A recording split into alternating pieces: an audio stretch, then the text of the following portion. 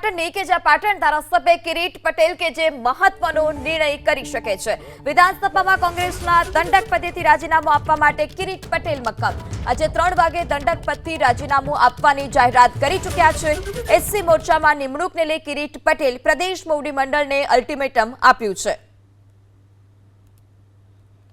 વધુ માહિતી સાથે સંવાદદાતા હિરેન રાજ્યગુરુ પણ જોડાઈ ચૂક્યા છે। હિરેન, કિરીટ પટેલ કે જેઓએ અલ્ટિમેટમ પણ આપ્યું હતું અને 3 વાગ્યા સુધીમાં દંડક પદેથી તેઓ રાજીનામું આપી શકે છે, શું વધારે વિગત? પૃથા, ધારાસભ્ય ડોક્ટર કિરીટ પટેલ આપણી સાથે જોડાયા છે। તેમની સાથે જ વાત કરીએ કે કઈ રીતનું મન તેમણે બનાવ્યું છે। કિરીટભાઈ, ધારાસભ્ય પછી વિધાનસભાના દંડક આપ બન્યા અને હવે દંડક પદેથી રાજીનામું આપવા માટે તૈયાર થયા છો। ખરેખર રાજીનામું આપવાની વાત છે કે પ્રેશર પોલિટિક્સ છે? જુઓ, અમે કોઈ દિવસ કોઈ પ્રેશર પોલિટિક્સ અપનાવતા નથી અને એ અમારી સિસ્ટમ નથી। અમે જે કહીએ છીએ નિડરતાથી સાચું જ કહીએ છીએ અને જે કહીએ છીએ એ કરીએ છીએ। વારંવાર અમે રજૂઆત કરેલી હતી રાધનપુરના બનાવની અંદર।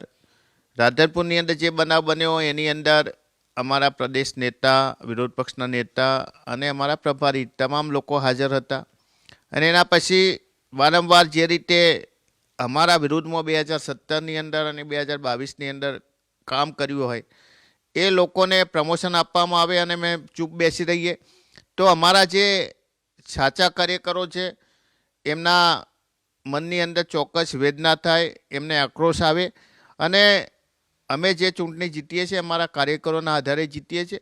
એટલે કાર્યકરોને દુઃખી કરી અને અમે કોઈ કામ કરવા માગતા નથી અને એટલા માટે જો અમારું કોઈ પ્રેશર પોલિટિક્સ નથી, અમારી વાત સાચી છે કે પાર્ટીને વફાદાર લોકોને તમે પ્રોત્સાહન આપો અને એ વાત અમારી નહીં સંભળાય અને અમારી જે માગણી છે એ નહીં સંતોષાય તો અમે 3 વાગે રાજીનામું આપી દેવાના છે। અચ્છા, 3 વાગ્યા સુધીમાં કેવા પ્રકારની જો તમારી માગણી છે એ સ્વીકારાય તો તમે રાજીનામું નહીં આપો?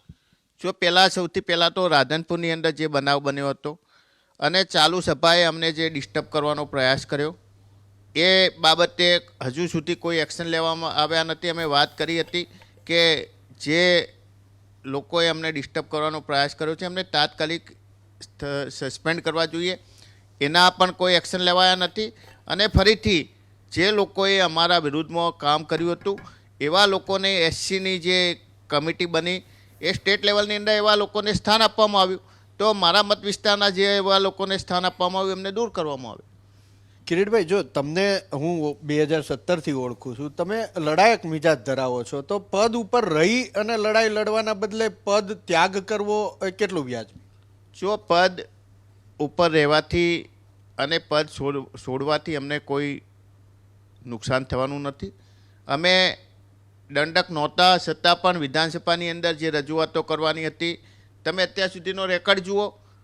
અમારા 2017થી 2022 સુધીમાં અમે 72 ધારાસભ્યો હતા, અત્યારે અમે 12 ધારાસભ્યો છીએ।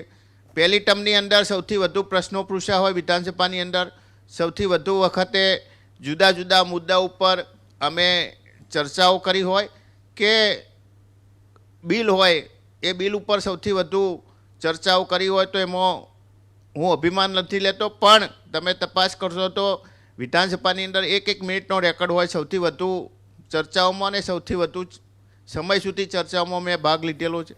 2022ની પછી પણ સૌથી વધુ વાર મેં ચર્ચાની અંદર ભાગ લીધો છે। તમે અત્યાર સુધી છેલ્લા 8 વર્ષની અંદર કોંગ્રેસના તમામ ધારાસભ્યોનો સર્વે કરો, મીડિયાની અંદર હોય કે લોકોના પ્રશ્નોનો અવાજ ઉઠાવવામાં હોય, તમામ સમાજના લોકો, વિદ્યાર્થી, વેપારી, તમામ બાબતે અમે સરકારની સામે જે અવાજ છે એ ઉઠાવ્યો છે અને એ અવાજ અમે ઉઠાવતા રહીશું અને અમારા મત વિસ્તારની અંદર અમારા લોકોની વચ્ચે રહીને અમે કામ કરતા રહીશું। જો કાલે પ્રદેશ અધ્યક્ષ તમારા કોંગ્રેસના અમિતભાઈએ એણે કીધું કે અમારો ઘરનો મામલો છે, અમે ચર્ચા કરી અને આ મામલો સુલટાવી દેશું। જો ઘરનો મામલો હોય તો ક્યાર સુધી? 2 મહિનાથી આ બનાવ બન્યો। પાટણનો જે ઇસ્યુ હતો એ પણ 2 મહિનાથી છે। જ્યાંથી પાટણની અંદર આ જન આક્રોશ યાત્રા આવી એ દિવસથી આ ઇસ્યુ ચર્ચા છે તો તાત્કાલિક નિર્ણય લઈ જવો જોઈએ। ડોશી મરી જાય પછી તમે એને ખીચડી ખવડાવો કે શીરો ખવડાવો, શું કામની? ઇમિડિયેટ એક્શન હોવા જોઈએ તો જ લોકોની અંદર, કાર્યકરોની અંદર અને આવા સેટિંગવાળા કાર્યકરોની અંદર ડર પેસે. જ્યાં સુધી સંગઠનની અંદર ડરનો માહોલ નહીં થાય, ભાજપની અંદર કેમ સંગઠન ચાલે છે મજબૂતાઈથી? તમને ડર હોવો જોઈએ કાર્યકરને કે અમે પક્ષ વિરોધી પ્રવૃત્તિ કરી તો અમને તરત રવાના કરી દે છે. એવો ડર જ્યાં સુધી પેદા નહીં થાય, જ્યાં સુધી આવી શિસ્ત પેદા નહીં થાય, ત્યાં સુધી સંગઠન મજબૂતાઈથી ચાલવાનું નથી.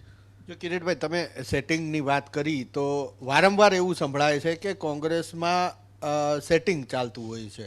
ક્યાંક વિધાનસભામાં પણ ક્યારેક વોકઆઉટ થાય છે તો બહાર ચર્ચા એવી ચાલે છે કે આ તો કોંગ્રેસે સેટિંગ કરી લીધું. જો ચર્ચાઓ ગમે તે ચાલતી હોય, હું મારા મત વિસ્તારની વાત કરું છું. હું વિધાનસભાની અંદર શું ચાલે છે, બહાર કયા સેટિંગો ચાલે છે એ ખબર નથી. મને મારા વિધાનસભાની અંદર કયા લોકોએ પક્ષ વિરોધી પ્રવૃત્તિ કરી છે અને મારા ઇલેક્શનની અંદર મને હરાવવાનો પ્રયાસ કર્યો છે એવા લોકોની હું વાત કરું છું, બધા લોકોની વાત નથી કરતો. અચ્છા, તમે ક્યારેય આવી લેખિતમાં રજૂઆત કરેલી ખરા કે XYZ વ્યક્તિએ પક્ષ વિરોધી અથવા તો તમને હરાવવાની કે રઘુભાઈને હરાવવાની વાત કરી જે તમે હમણાં કરી, છતાં એક્શન નથી લેવાય? ચોક્કસ 2017ની અંદર જ્યારે હું ધારાસભ્ય બન્યો ત્યારે અમને એક ફોર્મેટ આપવામાં આવેલું કે તમારા વિરુદ્ધમાં અથવા પક્ષ વિરોધી જેને કામ કર્યું હોય એના નામ તમે અમને જણાવો. 2017ની પછી મેં નામ આપ્યા, એના વિરુદ્ધમાં કોઈ એક્શન ના લેવામાં આવે, ફરીથી એમને મારા જ મત વિસ્તારની અંદર જિલ્લા પંચાયતની ટિકિટ આપવામાં આવી. અમે પક્ષને વફાદાર લઈ અને એમને જીતાડ્યા. ફરીથી 2022ની અંદર એ જ બન્યું. 2022ની અંદર અમારા વિરુદ્ધમાં કામ કર્યું. ફરીથી કોંગ્રેસ પક્ષે બરાબર ફરીથી અમને લેટર આપ્યો, માહિતી મંગાવી.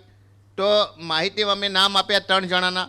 તો એ 3 જણાને અમને છેક SCના હમણાં જે સંગઠન બન્યું જેનો વિવાદ થયો એમાં પ્રદેશ લેવલ સુધી પહોંચાડી દીધા.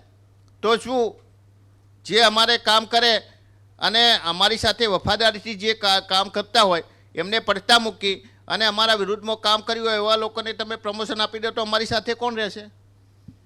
કિરીટભાઈ, જો છેલ્લે 2 સવાલ પૂછવા છે. આપે હમણાં જે પ્રમાણે ભારતીય જનતા પાર્ટીના વખાણ કર્યા એવું તો ક્યાંક નથી ને કે તમે એ તરફનો રસ્તો જોઈ રહ્યા છો? મેં ભારતીય જનતા પાર્ટીના વખાણ કર્યા નથી. મેં જે સારી બાબત છે એ સારી જ કહી છે કે સંગઠનની અંદર જે પણ લોકો શિસ્ત વિરુદ્ધનું કામ કરે છે અથવા પક્ષ વિરોધની કામ કરે છે એમના મનની અંદર જ્યાં સુધી ડર નહીં હોય, જ્યાં સુધી કાયદાની વાત કરો, જ્યાં સુધી સમાજની અંદર કાયદાનો ડર ના હોય ત્યાં સુધી સમાજ એ સુરક્ષિત બનવાનો નથી. એ કોઈપણ સંગઠનની બાબત છે. કોઈપણ ઓર્ગેનાઇઝેશન હોય એની અંદર ડિસિપ્લિન અને તમે ઓર્ગેનાઇઝેશન વિરુદ્ધમાં કામ કરો તો તમને મનમાં ડર હોય તો જ એ સંગઠન મજબૂત ચાલી શકે. ખૂબ ખૂબ આભાર કિરીટભાઈ. તો કોંગ્રેસના 12 ધારાસભ્યો છે અને એ પૈકીના ધારાસભ્ય કિરીટ પટેલ એ હવે 3 વાગ્યા સુધીનું મોવડી મંડળને અલ્ટિમેટમ આપ્યું છે. જે એના પ્રશ્નો છે એનું સમાધાન નહીં થાય તો 3 વાગે વિધાનસભાના દંડક પદેથી તેઓ રાજીનામું આપવા માટે તૈયાર થયા છે.